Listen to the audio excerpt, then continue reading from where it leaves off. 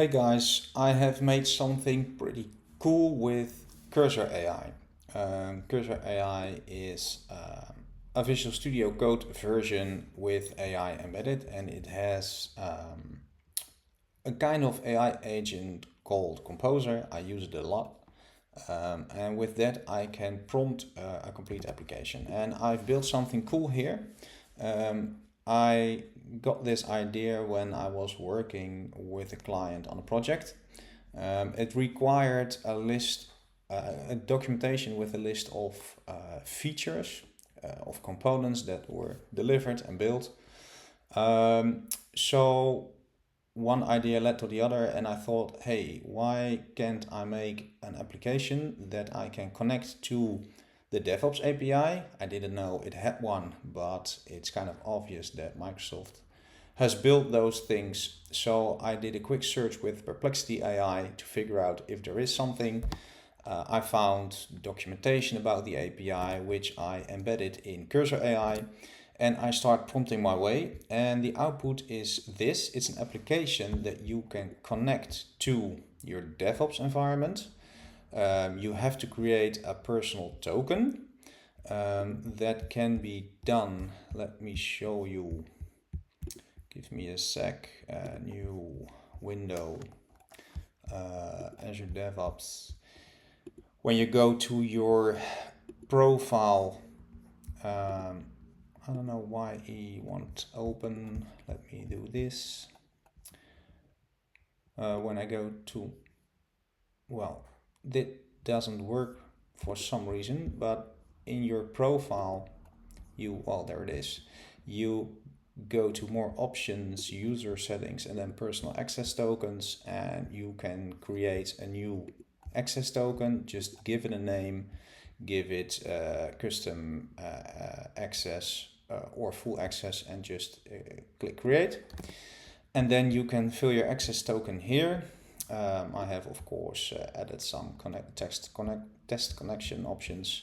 And you can also give your AI provider API key. So I support OpenAI and Anthropic.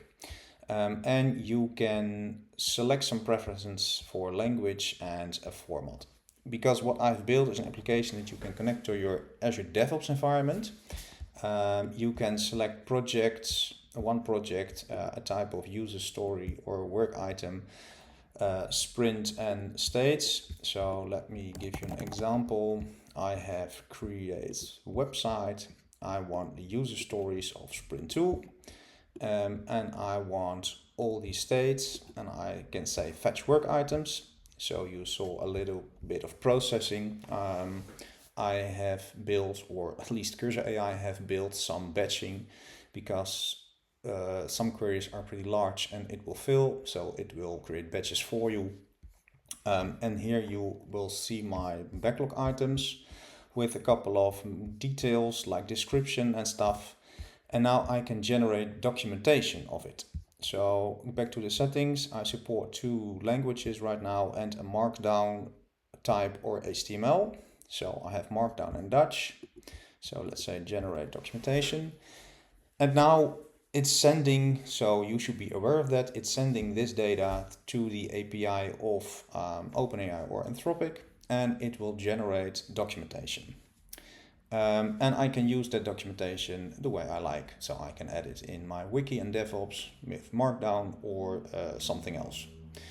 Now I have just added 2 languages and 2 types, and I have created a fixed system prompt that determines how the documentation is built, which categories, which chapters, paragraphs, stuff like that. But you can imagine that I can make that configurable as well. So let's wait a little while to see what it's creating. And there you have it. It's generated documentation for the user stories in this sprint. So I have configured in the system prompt that it should start with a summary, with an overview, and then the components that are delivered. I think, and you can copy it to your clipboard. So this is pretty amazing. I have just by prompting created an application that connects with an external API.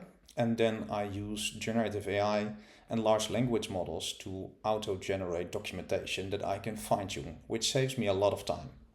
So again, please be aware that you're sending your data to the APIs. That's not used for training according to the documentation of both OpenAI and Anthropic, and it's removed after 30 days, but still be aware. But I hope this gives you an idea what you can build pretty easy. This has took me an hour max to create this application, and I think it's a very cool demonstration of what you can achieve with AI. Thanks for watching and I hope to see you soon.